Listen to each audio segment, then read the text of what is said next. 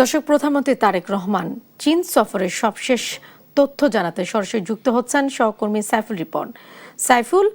চীনের প্রধানমন্ত্রীর সঙ্গে বাংলাদেশের প্রধানমন্ত্রীর বৈঠক সম্পর্কে কি তথ্য রয়েছে জানান। জেসিকা, স্থানীয় সময় চীনের বিকেল 4:30টার দিকে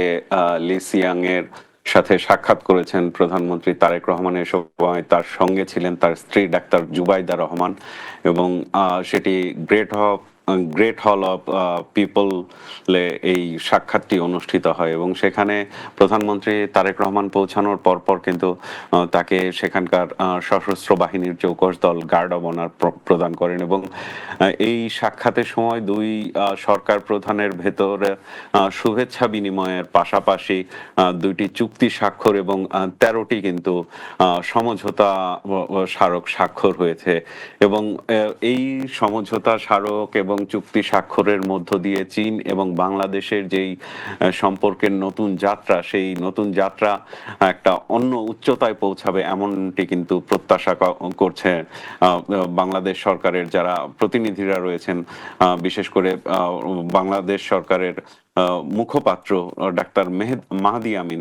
তিনি কিন্তু এই বিষয়টি বলেছেন যে এই সম্পর্ক একটা অন্য উচ্চতায় চলে যাবে এমন প্রত্যাশা তিনি করেছেন এবং চীন সরকারের সাথে কিন্তু আজকে সারাদিন বিভিন্ন অংশীজনদের সাথে বৈঠক হয়েছে এবং বিভিন্ন বিনিয়োগকারী প্রতিষ্ঠানের যারা শীর্ষকর্তারা রয়েছেন তাদের সাথে বৈঠক করেছেন প্রধানমন্ত্রী তারেক রহমান এবং সবশেষে কিন্তু আজকে দিনের শেষে সেই দেশের সরকার প্রধান লি সিয়াং এর সাথে বৈঠক করেছেন এবং সামগ্রিক যে বিষয়গুলো নিয়ে আমরা জানতে পেরেছি যে শিক্ষা, গবেষণা সহ অবকাঠামোগত উন্নয়ন, যোগাযোগ ব্যবস্থার উন্নয়ন সহ সব বিষয়েই কিন্তু অনেকগুলো বিষয়ে কিন্তু আলোচনা হয়েছে এবং চীনও বাংলাদেশের পাশে থাকার আশ্বাস দিয়েছেন এবং সামনের যেই সহযোগিতামূলক পারস্পরিক সহযোগিতার মধ্য দিয়ে যাত্রাটা অব্যাহত থাকবে এই প্রত্যাশা কিন্তু দুই দেশের সরকার প্রধানই করেছেন এবং আমরা